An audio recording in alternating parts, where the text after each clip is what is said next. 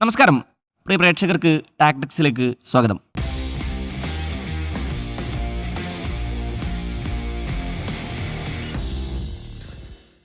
നമ്മളിപ്പം ജയേഷ് പൂക്കോട്ടൂർ, ജസീം. പഞ്ചാബ് തുടർച്ചയായ 4-ാം മത്സരത്തിൽ പരാജയപ്പെടുന്നു. സാധാരണഗതിയിൽ തുടക്കം മുതൽ തന്നെ ഉറച്ച പ്ലേ ഓഫ് പ്രതീക്ഷയുമായി എത്തിയ പഞ്ചാബിൻ്റെ പ്ലേ ഓഫ് പ്രതീക്ഷകൾക്ക് മങ്ങലേൽക്കുകയാണോ, ഒരു ആൻറ്റി ക്ലൈമാക്സ് സംഭവിക്കാൻ പോവുകയാണോ എന്നാണ് ജയേഷേട്ടാ. കഴിഞ്ഞ കുറച്ച് ദിവസങ്ങളായി നമ്മുടെ പ്രഡിക്ഷൻസ് ഒക്കെ വളരെ കറക്റ്റായിക്കൊണ്ടിരിക്കുന്നു. ഇന്നലത്തെ മത്സരത്തിൽ നമ്മൾ പറഞ്ഞത് ഇന്നലെ നമ്മൾ 3 പഞ്ചാബിനാണ് വിജയ സാധ്യത കൽപ്പിച്ചിരുന്നത്, കാരണം ഡൽഹിയുടെ ഇതൊക്കെ വെച്ചിട്ട്. പക്ഷേ പഞ്ചാബ് പരാജയപ്പെടുന്നു. ഹർഷദീപ് സിംഗിൻ്റെ ഫോം ഔട്ടിനെ കുറിച്ച് നമ്മൾ വല്ലാതെ വാചാലിലായിരുന്നു. ഹർഷദീപ് സിംഗ് ഫോമിലേക്ക് തിരിച്ചെത്തുന്നു. അക്സർ പട്ടേലിൻ്റെ ഫോം ഔട്ടിനെ കുറിച്ച് നമ്മൾ ഒരുപാട് പറഞ്ഞിരുന്നു. അക്സർ പട്ടേൽ കളി ജയിപ്പിച്ചിട്ടുണ്ട്. സോ മൊത്തത്തിൽ ടാക്ടിക്സ് ഇങ്ങനെ എയറിൽ നിൽക്കുകയാണ്. അത് നമ്മൾ കുറച്ച് മുന്നേ പഞ്ചാബ് തുടർച്ചയായിട്ടുള്ള 6ാമത്തെ വിജയം വിജയിച്ച ശേഷമുള്ള ടാക്ടിക്സിൽ നമ്മൾ കൊടുത്തിരുന്ന തമ്പ് ആ കപ്പെടുത്ത് പഞ്ചാബിന് കൊടുത്തേക്കെന്നാണ്. അതാരാണ് സജസ്റ്റ് ചെയ്തത്? MSK സജസ്റ്റ് ചെയ്താ കപ്പെടുത്ത് പഞ്ചാബിന് കൊടുത്തേക്ക്. അതിനുശേഷം പഞ്ചാബ് ഗതി പിടിച്ചിട്ടില്ല. നോക്കൂ, ആദ്യത്തെ 7 മത്സരം കഴിഞ്ഞപ്പോൾ 6 വിജയം, മഴ കൊണ്ടുപോയ ഒരു ഒറ്റ പോയിന്റ് ഉൾപ്പെടെ 13 പോയിന്റ് ഏറെക്കുറെ ഉറപ്പിച്ചു. ഒരു മത്സരം കൂടി ജയിച്ചു കഴിഞ്ഞാൽ ഓക്കെ.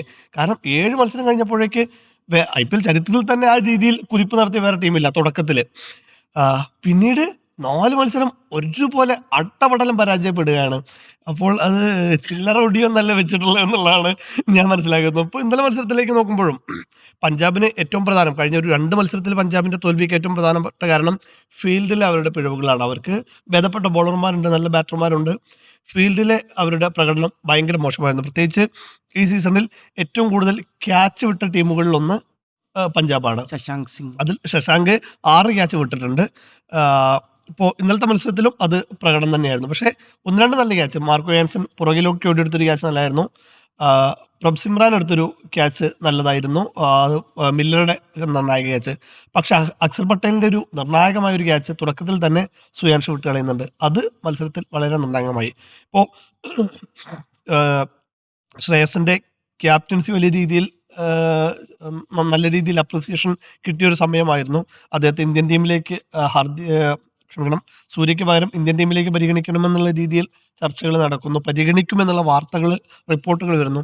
ആ സമയത്ത് തന്നെ അദ്ദേഹത്തിന് ചില ബ്ലണ്ടർ തീരുമാനങ്ങളും കഴിഞ്ഞൊരു 1-2 മത്സരങ്ങളിലായിട്ടുണ്ട് എന്നുള്ളത് തന്നെയാണ് ശ്രദ്ധേയം. ഇപ്പോൾ ഇന്നലത്തെ മത്സരത്തിലേക്ക് വരുമ്പോൾ നമുക്കറിയാം, ധർമ്മശാലയിലാണ് മത്സരം. ഹൈ ആൾട്ടിറ്റ്യൂഡ് സ്റ്റേഡിയമാണ്, ലോകത്തെ തന്നെ ഏറ്റവും ബ്യൂട്ടിഫുൾ ആയ സ്റ്റേഡിയങ്ങളിലൊന്നാണ്. ഇന്നലത്തെ അവിടെ ക്ലൈമറ്റ് എന്ന് പറയുന്നത് 13 ഡിഗ്രി സെൽഷ്യസ് ആണ്. അത് ഡ്യൂ ഫാക്ടർ വളരെ വളരെ ഇമ്പോർട്ടൻ്റ് ആയ ഒരു മത്സരം തന്നെയാണ്. ഡ്യൂ ഫാക്ടർ നമ്മൾ എപ്പോഴും പറയുന്നതാണ് മഞ്ഞുവീഴ്ച നിർണായകമാവും എന്നുള്ളത്. അത് എത്രത്തോളം നിർണായകമായി എന്ന് തെളിയിക്കുന്ന ഒരു മത്സരം കൂടിയായിരുന്നു നല്ലത്. ഇപ്പോൾ തുടക്കത്തിൽ പവർ പ്ലേയിൽ ആഞ്ഞടിച്ച് ആ ഒരു സ്കോർ കണ്ടെത്തുക എന്നുള്ളതാണ് ആദ്യം ബാറ്റ് ചെയ്യുമ്പോൾ ഡ്യൂ ഫാക്ടർ കൊണ്ടുള്ള ഗുണം. പിന്നീട് അവർക്ക് ഒരു തരത്തിൽ പോലും മിഡിൽ ഓവറിൽ ഒരിക്കൽ പോലും നല്ല രീതിയിൽ ബാറ്റ് ചെയ്യാൻ കഴിയില്ല എന്നുള്ളത് സത്യം തന്നെയാണ്. അത് കൃത്യമായിരുന്നു. പവർ പ്ലേയിൽ നല്ല രീതിയിൽ തുടക്കം 70 റൺസ്, പ്രിയാൻ ഷാരിയുടെ നല്ലൊരു ഇന്നിങ്സ് അവിടെ വന്നു. അങ്ങനെ 6 ഓവറിൽ 72 റൺസ് അവരടിക്കുന്നു. പ്രിയാൻഷ് തകർത്തടിക്കുമ്പോഴും ഒരു ആങ്കർ റോളായിരുന്നു ശ്രേയസ് അവിടെ ചെയ്തുകൊണ്ടിരുന്നത്. ഒരു വലിയ രീതിയിലുള്ളൊരു കുറ്റിനടിക്ക് ശ്രമിച്ചില്ല. പക്ഷേ മിഡിൽ ഓവർ ഡൽഹി നന്നായിട്ട് പിടിച്ചു. മിഡിൽ ഓവർ പിടിച്ച ഡൽഹി അവർ ഒരു അവസാനത്തെ ഒരു 9 ഓവർ എന്ന് പറയുന്നത് വളരെ കുറഞ്ഞ സ്കോർ, 77 റൺസ് മാത്രമാണ് അവസാനത്തെ ഒരു മിഡിൽ ഓവറിലൊരു 9 റൺസ് കൊടുത്തത്. പിന്നീട് വാലറ്റത്ത് ഒരു നല്ലൊരു അടി വന്നതുകൊണ്ടാണ് അവരുടെ സ്കോർ 200 എത്താൻ കഴിഞ്ഞത്. മറുവശത്തേക്ക് നോക്കുമ്പോൾ അവരുടെ തുടക്കം മോശമായിരുന്നു. ഡൽഹിയുടെ തുടക്കം മോശമായിരുന്നു. പവർ പ്ലേയിൽ തന്നെ 3 നിർണായക വിക്കറ്റ് പോയി. 40 റൺസ് മാത്രമാണ് അവർക്ക് ചേർക്കാൻ കഴിഞ്ഞത്. രാഹുൽ അടക്കമുള്ളവരുടെ വിക്കറ്റ് പോയി. പക്ഷേ അവർ മിഡിൽ ഓവറിൽ നന്നായിട്ട് കളിച്ചു. പ്രത്യേകിച്ച് നേരത്തെ നമ്മൾ സൂചിപ്പിച്ച പോലെ തന്നെ അക്സർ പട്ടേൽ ഫോമിലെത്തി എന്നുള്ളത് വളരെ ക്രൂഷ്യലായിരുന്നു. അദ്ദേഹം 20 ഇന്നിങ്സിന് ശേഷമാണ് IPL ഒരു 50 നേടുന്നത്. മില്ലറും ഒരു 50 അടിച്ചുകൊണ്ട് നല്ലൊരു ഈ ടൂർണമെന്റിൽ മൊത്തം അടിച്ച റൺസിനേക്കാൾ റൺസ് ഈ ഒരൊറ്റ മത്സരത്തിൽ അദ്ദേഹം നേടി. 42 റൺസ് ആയിരുന്നതിന് മുമ്പ് ഈ അത്രയും മത്സരങ്ങളിൽ ഉണ്ടായിരുന്നത് എന്നുള്ളതാണ്. അപ്പോൾ ആ ഡ്യൂ ഫാക്ടറിൻ്റെ ഒരു ഗുണം നന്നായിട്ട് അവർക്ക് ചെയ്യും. അപ്പോൾ ഡ്യൂ ഫാക്ടർ ചെയ്യുമ്പോൾ നമുക്കറിയാം, ഈ ബോള് മിഡിൽ ചെയ്യാൻ കഴിഞ്ഞു കഴിഞ്ഞാൽ നല്ലത്. അപ്പോൾ ഒരു ഇൻഡോർ ആർട്ടിഫിഷ്യൽ ടർഫിൽ ഏത് രീതിയിലായിരിക്കും കളിക്കുക അതുപോലെ ആയിരിക്കും മഞ്ഞുവീഴ്ച ഓവർ ആകുമ്പോൾ ചെയ്യുക. ബോളർമാരുടെ പ്രശ്നം ബൗളർമാർക്ക് ഗ്രിപ്പ് കിട്ടില്ല, ഫീൽഡർമാർക്ക് ക്യാച്ച് വഴുതി പോകും, അങ്ങനെ ഒരുപാട് പ്രശ്നങ്ങളുണ്ട്. അത് കൃത്യമായിട്ട് കണ്ടൊരു മത്സരം തന്നെയായിരുന്നു. അവസാനം അക്കിം നബിയുടെയും മാധവിൻ്റെ തിവാരിയുടെയും ഒരു ക്യാമിയോ കൂടി വന്നതോടുകൂടി ഗംഭീരമായിട്ട് ഡൽഹിക്ക് ജയിക്കാൻ കഴിഞ്ഞു, ഡൽഹിയുടെ സാധ്യതകൾ ഉയർത്താൻ കഴിഞ്ഞു. അതിൽ തന്നെ Madhav Tiwari player of the മാച്ചായി. അദ്ദേഹത്തിൻ്റെ രണ്ടാമത്തെ മാത്രം IPL മത്സരമാണത്. മധ്യപ്രദേശിൽ നിന്നുള്ള ഓൾറൗണ്ടറാണ്.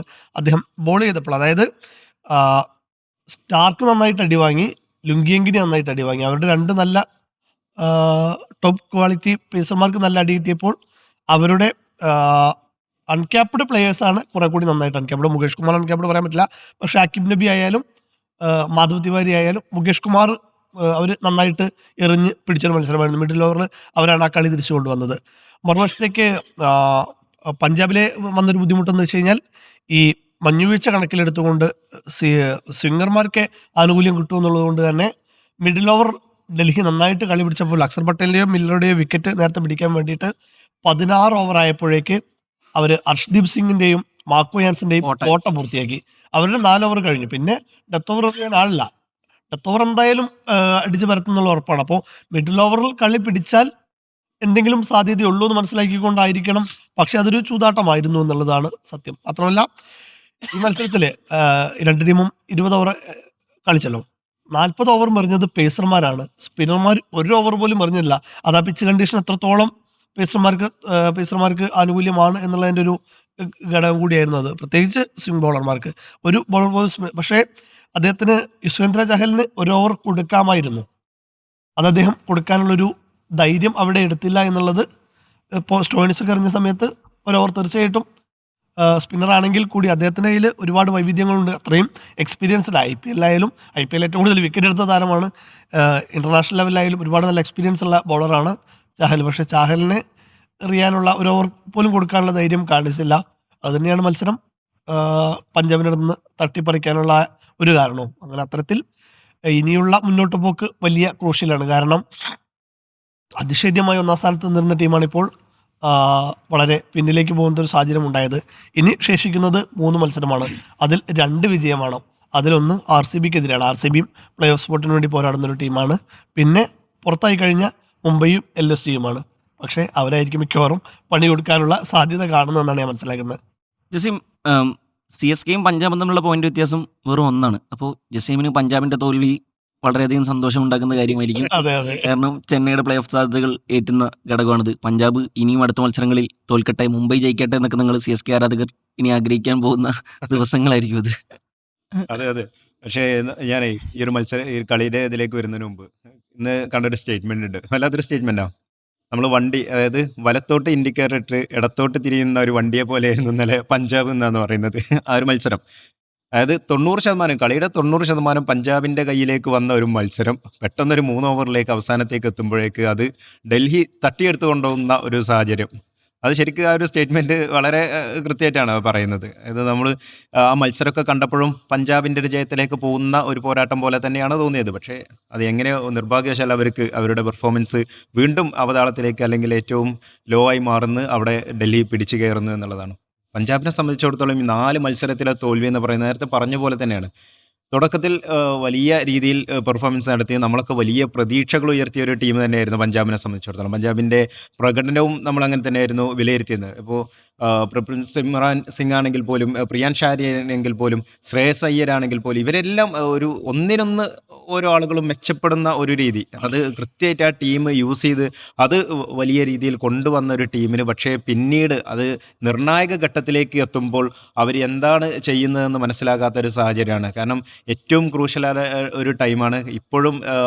കൊൽക്കത്ത വരെയുള്ള ടീമുകൾ, അതായത് 2 ടീം മാത്രമേ ഇപ്പോഴും പുറത്തായിട്ടുള്ളൂ. ഒഫീഷ്യലി പുറത്തായത് മുംബൈയും ലക്നൌവും മാത്രമാണ്. ഇനി അവിടേക്ക് ആ ഒരു 4 കസേരകളിലേക്ക് ഇനിയും ഒട്ടേറെ ഒരു ടീമുകൾ അവിടെ കാത്തിരിക്കുന്ന ഒരു സമയത്താണ് പഞ്ചാബ് കിങ്സ് ഇങ്ങനെ ഒരു കളി കളിക്കുന്നത് എന്നുള്ളതാണ്. അപ്പോൾ ഈ മത്സരത്തിന് ശേഷം ശ്രേയസ് അയ്യർ പറയുന്നുണ്ട്, അത് ഫീൽഡിങ്ങിലും ഞങ്ങളുടെ ബൗളിങ്ങിലും വന്നിട്ടുള്ള മിസ്റ്റേക്ക് തന്നെയാണ് ഇന്നത്തെ മത്സരം ഞങ്ങളുടെ കൈ വിട്ടു പോകാൻ കാരണമെന്ന് കൃത്യമായിട്ട് അദ്ദേഹം പറയുന്നുണ്ട്. അത് തീർത്തും ശരിയായിട്ടുള്ള ഒരു കാര്യം കൂടിയാണ്. അതിനേക്കാൾ ഡിസിഷൻ മേക്കിങ്ങിലെ പ്രശ്നങ്ങളാണ് ശരിക്കും. ബോളേഴ്സൊക്കെ തീരെ പെർഫോം ചെയ്യാത്ത ബോളർമാരൊക്കെ പെർഫോം ചെയ്തൊരു മത്സരത്തിലാണ് ഇങ്ങനെ പറയുന്നത് ആലോചിക്കണം. എന്തായാലും ശ്രേയസ് അയ്യർ അങ്ങനെ പറയുമ്പോഴേ ഇപ്പോൾ ഫീൽഡിങ്ങിൽ ഇപ്പോൾ നേരത്തെ പറഞ്ഞ പോലെ തന്നെ ഫീൽഡിങ്ങിലൊക്കെ വലിയ മിസ്റ്റേക്കുകൾ അവർക്ക് സംഭവിക്കുന്നത്, അത് അക്സർ പട്ടേലിനെ പോലെയുള്ളവരൊക്കെ കൈവിടുന്നത്, ഇതൊക്കെ പിന്നീട് അവർക്കുണ്ടാക്കിയ ഒരു വലിയ ദുരന്തമായി മാറിയത് ആ ഒരു മത്സരത്തിൻ്റെ റിസൾട്ട് തന്നെയാണ്. അപ്പോൾ ഈ രീതിയിൽ ബൗളർമാരെ സംബന്ധിച്ചിടത്തോളം അവരൊക്കെ വലിയ അടി വാങ്ങുന്ന ഒരു സാഹചര്യം ഉണ്ടായി എന്നുള്ളത് പറയാതിരിക്കാൻ വയ്യ. ഹർഷ്ദീപ് സിംഗ് മാത്രമാണ് ഇന്നലെ കുറച്ചെങ്കിലും റൺസ് വിട്ടുകൊടുക്കാതെ, ഒരു 21 റൺസ് മാത്രമാണ് അദ്ദേഹം ഇന്നലെ 4 ഓവറിൽ വഴങ്ങുന്നത്. 2 വിക്കറ്റ് എടുക്കാനും അദ്ദേഹത്തിനായി എന്നുള്ളതാണ്. നേരത്തെ പറഞ്ഞ മാർക്ക് സ്റ്റോയിനിസ് പക്ഷേ 3 ഓവറിൽ 44 റൺസ് അങ്ങാണ്ട് വിട്ടു കൊടുക്കുന്നുണ്ട്. അതുകൊണ്ടായിരിക്കും ഇനി അവസാനം ഓവർ കൊടുക്കാത്തത് തോന്നുന്നത്. അദ്ദേഹം നന്നായി റൺസ് വഴങ്ങുന്ന ഒരു സാഹചര്യം ഉണ്ടായി. അതുപോലെ തന്നെ യാഷ് താക്കൂർ ഇന്നലെ ഒരു 55 റൺസോളം ഇന്നലെ അദ്ദേഹം വഴങ്ങുന്നുണ്ട്. 2 വിക്കറ്റ് എടുത്തു എന്നല്ല, പക്ഷേ റൺസ് നന്നായിട്ട് വഴങ്ങുന്ന ഒരു സാഹചര്യത്തിലേക്ക് പഞ്ചാബ് കിങ്സിൻ്റെ ബൗളർമാർ പോകുന്നു എന്നുള്ളത് ഒരു ഗുരുതരമായ പ്രതിസന്ധിയാണ്. കാരണം അവരുടെ മുന്നിലുള്ള മത്സരങ്ങളും അതും ഇനി അവർക്ക് ക്രൂഷ്യലാണ്. കാരണം ഇനിയിപ്പോൾ വരാനിരിക്കുന്ന ടീമുകളോടുള്ള മത്സരങ്ങളാകുമ്പോൾ അവർക്കും പരമാവധി വിജയിക്കാനുള്ള ആഗ്രഹം തന്നെയായിരിക്കും ഉണ്ടാവുക. കാരണം ആരും അടിവാരത്തെത്താൻ ശ്രമിക്കില്ലല്ലോ. അപ്പോൾ ആ ഒരു ഘട്ടത്തിൽ പഞ്ചാബിന് ഇനിയുള്ള മത്സരങ്ങൾ ക്രൂഷ്യലായിരിക്കും എന്നുള്ളതും, ഡൽഹി അതുപോലെ തന്നെ കൊൽക്കത്ത 10 മത്സരങ്ങൾ മാത്രമാണ് കൊൽക്കത്തയുടെ അക്കൗണ്ടിലുള്ള കളിച്ചിട്ടുള്ളത്. അതെ, അപ്പോൾ അവർക്കും ഇനി 4 മത്സരങ്ങളൊക്കെ വിജയിച്ച് മുന്നോട്ട് പോവുകയാണെങ്കിൽ, പോയിന്റ് ടേബിളിനെ അടിസ്ഥാനപ്പെടുത്തുകയാണെങ്കിൽ അവർക്ക് പ്ലേ ഓഫിന് സാധ്യത. ചെന്നൈയും രാജസ്ഥാനും വലിയ സാധ്യത വെച്ച് പുലർത്തിക്കൊണ്ടാണ് അവരും മുന്നോട്ട് പോകുന്നത്. സമീപകാലത്തെ പെർഫോമൻസ് അവരുടെയും കണ്ടാലറിയാം. അപ്പോൾ കൊൽക്കത്തയുടെ ഉൾപ്പെടെ കഴിഞ്ഞ 4 മത്സരങ്ങളും തുടർച്ചയായിട്ട് വിജയിച്ചു പോകുന്ന ടീമാണ് കൊൽക്കത്ത എന്ന് പറയുന്നത്. ചെന്നൈയും നല്ല പെർഫോമൻസ് നടത്തി വരുന്നു, രാജസ്ഥാനും പെർഫോമൻസ് കീപ്പ് ചെയ്ത് വരുന്നു. ഇങ്ങനെ ഒരു സാഹചര്യത്തിൽ പഞ്ചാബിന് അത്യാവശ്യം പണിയെടുത്ത് വിയർത്ത് തന്നെ ഇനി മുന്നോട്ട് പോയാലേ അവർക്ക് ഇനി പ്ലേ ഓഫ് സാധ്യത നിലനിൽക്കൂ എന്നുള്ളൊരു കാര്യം കൂടിയുണ്ട്. ഇന്നലെ ആർ സി ബിയെ താഴേക്ക് ഇറക്കി പഞ്ചാബിന് 1ാം സ്ഥാനത്തേക്ക് എത്താനുള്ള ഒരു സാധ്യത കൂടി ഇന്നലെ അവിടെ ഉണ്ടായിരുന്നു. ആ ഒരു സാധ്യത കൂടിയാണ് അവർ തകർത്തതെന്നുള്ളതും, ഡൽഹി ആ ഒരു പ്ലേ ഓഫിലേക്കുള്ള പ്രതീക്ഷ കാത്തു എന്നുള്ളതും പ്രധാനപ്പെട്ട കാര്യമാണ്. അതോടൊപ്പം തന്നെ ഈ ഡൽഹിയുടെ ബാറ്റിംഗ് നിരയെക്കുറിച്ച് കൂടി പരാമർശിക്കേണ്ടതുണ്ട്. കാരണം മുൻനിര ബാറ്റർമാരെല്ലാം തകർന്നു പോയൊരു ദിവസത്തിലാണ് ഇന്നലെ ഡൽഹിയുടെ ആ ഒരു പോക്ക് ആ രീതിയിലാണ് പോയത്. പക്ഷേ അവിടെ അക്സർ പട്ടേലും ഡേവിഡ് മില്ലറും ഒക്കെ ഉണ്ടാക്കുന്ന ഒരു കൂട്ടുകെട്ടുണ്ട്. അവിടെ മുതലാണ് പിന്നെ അവരങ്ങോട്ട് അശുതോഷ് ശർമ്മയൊക്കെ ഉൾപ്പെടെയുള്ള അവർ ഉണ്ടാക്കുന്ന ഒരു കൂട്ടുകെട്ടാണ്. അതായത് ആദ്യത്തെ ഒരു 4 വിക്കറ്റ് കൂട്ടുകെട്ടൊക്കെ വലിയ ഫ്ലോപ്പായിരുന്നു എന്നുള്ളതാണ്. അവർക്കൊരു കൂട്ടുകെട്ട് ഉണ്ടാക്കാൻ പോലും ഒരു ഇത് കിട്ടിയില്ല എന്നുള്ള പ്രധാന ഒരു പ്രതിസന്ധി അവിടെയുണ്ട്. പക്ഷേ അവിടെ ഈ ഒരു മില്ലർ വീണ്ടും ഒരു കില്ലർ മില്ലറായി മാറുന്നു. അതുപോലെ തന്നെ അക്സർ പട്ടേൽ സാഹചര്യത്തിനകത്ത് മികച്ച പ്രകടനം നടത്തുന്നു. അശുതോഷ് ശർമ്മ മികച്ച പ്രകടനം നടത്തി ആ ടീമിനെ നല്ല നിലയിലേക്ക് എത്തിക്കുന്നു. അതോടൊപ്പം തന്നെ ആക്കിബ് ഉൾപ്പെടെയുള്ള താരങ്ങളൊക്കെ ഏത് രീതിയിലാണ് അവരുടെ പെർഫോമൻസ് വേണ്ടത്, അവസാനം ആ 6 അടിപ്പിച്ച് ജയിപ്പിക്കാനൊക്കെ ഉണ്ടാകുന്ന ആ ഒരു ത്വര, ആ ടീമിന് ഒരു മികച്ച സംഘമാണ്, ഞങ്ങൾ വാലറ്റേക്ക് വന്നാലും ബാറ്റിംഗ് കൊണ്ട് ഞങ്ങൾക്ക് അതും കഴിയുമെന്നൊക്കെ ഒരു തെളിയിക്കുന്ന ഒരു മത്സരം കൂടിയാണ്. അത് മുൻനിര തകർന്നാലും ഞങ്ങൾക്ക് മധ്യനിരകളിലൊക്കെ ഞങ്ങൾക്ക് ആ ഒരു ടീമുണ്ട് എന്ന് തെളിയിക്കുന്ന കൂടി മത്സരമായിട്ടായിരുന്നു ഇന്നലെ വിലയിരുത്തേണ്ടത്. ഇന്നലത്തെ മത്സരത്തിലേക്ക് വരുമ്പോൾ ഈ ശ്രേയസ് അയ്യർ പിന്നെ അവരുടെ ഇന്നിങ്സിന് ശേഷം പറയുന്നുണ്ട്, പിന്നെ ഒരു 30 റൺസ് ഞങ്ങൾ പ്രതീക്ഷിച്ച സ്കോറിനേക്കാൾ കൂടുതലാണ് എന്ന് അദ്ദേഹം പറയുന്നുണ്ട്. ഇതിനെ ശരിവെക്കുന്നതായിരുന്നു പവർ പ്ലേയിൽ പഞ്ചാബിൻ്റെ പിന്നെ പ്രകടനങ്ങൾ. പ്രത്യേകിച്ച് പൊരയിൽ പോകുന്നു, സാഹിൽ പോകുന്നു, രാഹുൽ പോകുന്നു, ഹർഷദീപ് സിംഗ് നന്നായി ഡെലിവർ ചെയ്യുന്നു. സ്വാഭാവികമായിട്ടും പിന്നെ 3 ഓവർ പവർ പ്ലേയിൽ ഹർഷദീപിനെ കൊണ്ട് തന്നെ ചെയ്യിപ്പിക്കാൻ പിന്നെ ശ്രമം നടത്തുന്നത് ശ്രേയസ് അയ്യർ. അത് ഫലം കാണുന്നുമുണ്ട്. കാരണം അദ്ദേഹത്തിൻ്റെ 3ാമത്തെ ഓവറിലാണ് ഹർഷദീപിൻ്റെ 2ാമത്തെ വിക്കറ്റ് വീഴുന്നത്. പവർ പ്ലേയിൽ അങ്ങനെ ബ്ലണ്ടറായി പോയ ഡൽഹി പിന്നെ ജയിക്കും ഒന്നും ഒരിക്കലും ആരും പ്രതീക്ഷിക്കില്ല. കാരണം അക്സർ പട്ടേലിന് അവിടെ പ്രതീക്ഷ വെക്കാൻ പ്രത്യേകിച്ച് കാരണങ്ങളൊന്നുമില്ല. അക്സർ പട്ടേൽ വൻ ഫ്ലോപ്പായി ഓടിക്കൊണ്ടിരിക്കുന്ന ഒരു സമയമാണ്. ഈ ഇതിൽ നിന്ന് മനസ്സിലാക്കാൻ സാധിക്കുന്നത് അക്സർ പട്ടേലിൻ്റെ ഫോം വലിയൊരു കൺസേൺ ആണ് ഡൽഹിയെ സംബന്ധിച്ചെന്നാണ്. പ്രത്യേകിച്ച് ഇന്ത്യൻ ടീമിൽ വരെ വലിയ റോളുകൾ പിന്നെ ടോപ്പ് ഓർഡർ ബോൾ ചെയ്യുന്ന സമയത്ത്, പിന്നെ മുൻനിര ബാറ്റർമാരൊക്കെ പൊളിഞ്ഞു വീഴുന്ന സമയത്ത് ഇന്ത്യൻ ടീമിൽ വരെ കാമിയോ ഇന്നിങ്സുകൾ നടത്തി പല നിർണായക മത്സരങ്ങളിലും ഇന്ത്യക്ക് വലിയ ഇത് നൽകാറുള്ള, പ്രതീക്ഷ വെക്കാൻ കഴിയുന്ന, കൺസിസ്റ്റൻ്റായി പെർഫോം ചെയ്യുന്ന ഒരു ബാറ്ററായി അക്സർ പട്ടേലിന് ഇക്കുറി എന്താണ് സംഭവിച്ചത് നമ്മൾ പലകുറി ചോദിച്ചിരുന്നു. അക്സർ പട്ടേൽ ഒരു സ്റ്റേറ്റ്മെൻറ്റ് കൊണ്ട് തിരിച്ചു വരുന്നു എന്നാണ്. അദ്ദേഹത്തെ ഒന്നും അങ്ങനെ പെട്ടെന്ന് ഇന്ത്യൻ ടീമിൽ നിന്ന് എടുത്ത് കളയാനൊന്നും കഴിയില്ല. അദ്ദേഹം എവിടെയെങ്കിലും പിന്നെ പരാജയപ്പെട്ടു എന്നുള്ളത് കൊണ്ട്. ഇപ്പോൾ ഇന്നലത്തെ മത്സരത്തിൽ നേരത്തെ ജയശേട്ടൻ പറഞ്ഞ പോലെ തന്നെ സ്പിന്നർമാരൊന്നും പറഞ്ഞിട്ടില്ല. ഈ ടൂർണമെൻറ്റിൽ ഏറ്റവും പിന്നെ നല്ല സ്പിൻ ഡിപ്പാർട്ട്മെൻറ്റുകളിൽ ഒന്നാണ് ഡൽഹിയുടേത്. കുൽദീപ് യാദവും അക്സർ പട്ടേലും ഒക്കെ ഉള്ള ഡിപ്പാർട്ട്മെൻറ്റാണ്. ഈ അക്സർ പട്ടേൽ ഇന്നലെ ബോൾ എടുത്തിട്ടില്ല എന്നാലോചിക്കണം. അതായത് അവരുടെ ഏറ്റവും പ്രധാനപ്പെട്ട സ്പിന്നർമാർ 4 ഓവർ കോട്ടയൊക്കെ എറിയുന്ന മനുഷ്യന്മാരിൽ അക്സർ പട്ടേൽ പിന്നെ ബോൾ എടുത്തിട്ടില്ല. ഓരോ ഓവർ പോലെ 2008 മറ്റോ ആണ് ഇതിനു മുമ്പ് IPL ഒരു മത്സരത്തിൽ ഫുൾ പേസർമാർ എറിയുന്ന ഒരു ഇന്നിങ്സ്. അപ്പോൾ ധരംശാലയുടെ കണ്ടീഷൻ മനസ്സിലാക്കിയിട്ട് 2 ക്യാപ്റ്റന്മാരും ഇടപെടുന്നു. പക്ഷേ അവിടെ അക്സർ പട്ടേൽ ജയിക്കുന്നു എന്നുള്ളതാണ്. ഡ്യൂ ഫാക്ടർ നന്നായി പിന്നെ വർക്ക് ചെയ്യും എന്ന് ഉറപ്പുണ്ടായിട്ട് പോലും അവർക്ക് അവസാനത്തെ 6 ഓവറിൽ ജയിക്കാൻ 5 ഓവറിൽ ജയിക്കാൻ 68 റൺസ് വേണമായിരുന്നു.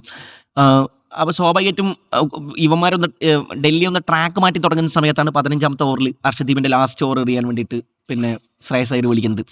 ആ ഓവറിൽ വളരെ ഒറ്റ ബൗണ്ടറി പോലും കൊടുക്കാതെ അദ്ദേഹം ആ ഓവർ പിടിച്ചെറിയുന്നതോടുകൂടി അവസാനത്തെ 5 ഓവറിൽ ജയിക്കാൻ 68 റൺസായി മാറുന്നുണ്ട്. വല്ലാതെ ടൈറ്റ് ആവുന്നുണ്ട്. അപ്പോൾ ആരെറിഞ്ഞാലും കുഴപ്പമില്ല, അത്ര വലിയ ബാറ്റർമാരൊന്നും അല്ല എന്നുള്ളതായിരിക്കും. പക്ഷേ 16ാമത്തെ ഓവറിൽ 15 റൺസാണ് പോയത്, 17ാമത്തെ ഓവറിൽ 17 റൺസാണ് പോയത്, 18ാമത്തെ ഓവറിൽ 19 റൺസാണ് പോയത്. അങ്ങനെ എറിഞ്ഞ അടുത്ത ഓവറുകളിലൊക്കെ 20-നടുത്ത് റൺസ് സ്കോർ ചെയ്തിട്ടാണ് ഡൽഹി ഈ കളി കയ്യിലേക്ക് എത്തിച്ചതെന്നുള്ളത്. സോ ശ്രേയസ് അയ്യർക്ക് അവിടെ പിഴയ്ക്കുന്നു.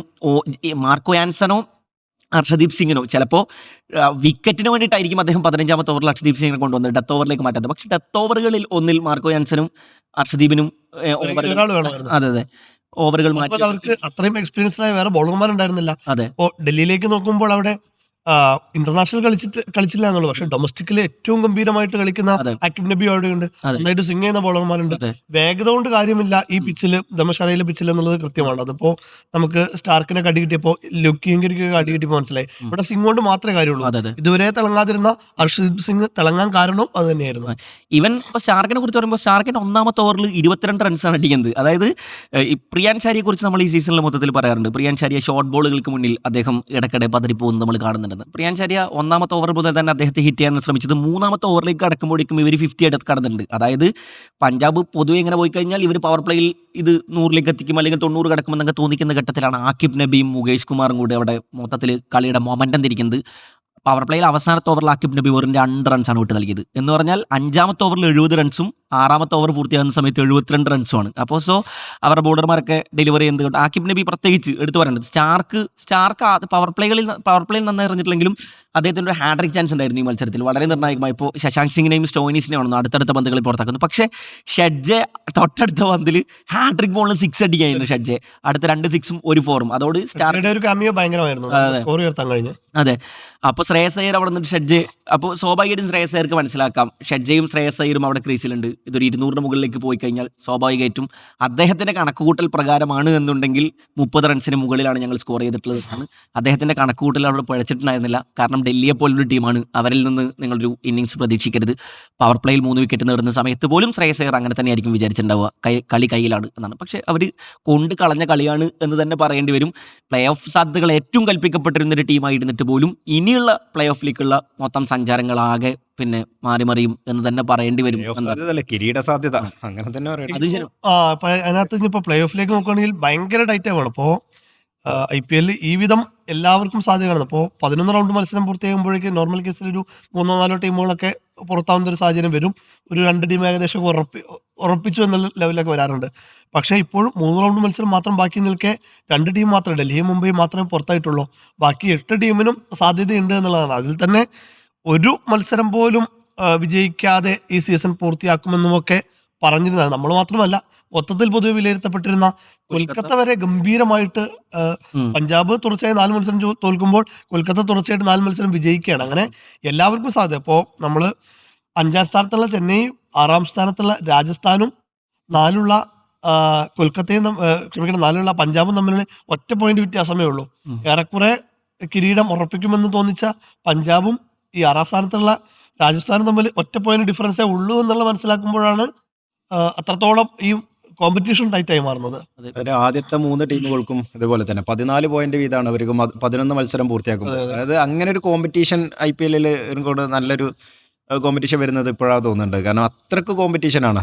എങ്ങനെ ആരാണ് ഒന്നിലേക്ക് എത്തുക. ഇനിയിപ്പോൾ ഇന്നത്തെ മത്സരത്തിൽ ഇപ്പോൾ SRHും അതർവും ഗുജറാത്തും അപ്പോൾ ഇവർ ആര് ജയിച്ചാലും 1ാം സ്ഥാനത്തേക്ക് പോകുന്ന ഒരു സാഹചര്യം കൂടിയുണ്ട്. അപ്പോൾ വിജയിക്കുന്ന ടീം 16 പോയിന്റ് ആവും. 16 പോയിന്റ്. ഇന്നത്തെ പ്രഡിക്ഷൻ കൂടി നടത്തി നമുക്കിത് അവസാനിപ്പിക്കാം. എന്താ പറയുന്നു, പ്രഡിക്ഷനൊക്കെ എല്ലാവരും ഒരുപോലെ നടത്താതിരിക്കുന്നതാണ് നല്ലത്. അതെ. ഇപ്പോ ഇന്നത്തെ മത്സരത്തിന്റെ പ്രത്യേകത എന്ന് വെച്ച് കഴിഞ്ഞാൽ 2 ടീമും ഒരുപോലെ കരുത്തരാണ്. അത് എല്ലാ ഡിപ്പാർട്ട്മെന്റ് നോക്കുമ്പോൾ ബാറ്റിംഗ് നോക്കുമ്പോഴും നല്ല സ്ട്രോങ് ആണ്. കുറെക്കൂടി SRHനാണ് ബാറ്റിംഗ് എഡ്ജ് ഉള്ളത്. ബൗളിങ്ങിലേക്ക് നോക്കുമ്പോഴും രണ്ടും ഗംഭീരമാണ്. അതൊരു ഒരു പൊടിക്ക് ഗുജറാത്തിലാണ് കുറച്ച് എഡ്ജ് ഉള്ളതെന്ന് തോന്നുന്നു. അപ്പോൾ രണ്ടും നല്ലൊരു ടൈറ്റ് മാച്ച് ആവേണ്ടതാണ്. ഞാൻ കുറച്ചും കൂടി ഇഷ്ടം എനിക്ക് SRH ആണ്. SRHനൊപ്പം നിൽക്കുന്നു. ഈ ഗുജറാത്തിനൊപ്പം നിൽക്കാനാണ് ഞാൻ താല്പര്യപ്പെടുന്നത്. കാരണം കഴിഞ്ഞ ഏകദേശം 4 മത്സരങ്ങൾ അവർ കണ്ടിന്യൂസ് ആയിട്ട് ജയിച്ചു വരുന്നു. ഒരു സ്ഥിരത അവർ പുലർത്തിക്കൊണ്ട് തന്നെ അവർ വിജയിക്കുമെന്നാണ് ഇന്നത്തെ ഒരു പ്രതീക്ഷ. ഞാനും ഗുജറാത്തിനൊപ്പം നിൽക്കുന്നു ഈ മത്സരത്തിൽ. അത് സെർച്ച് ചെയ്യും. അത് കാണാം നമുക്ക്.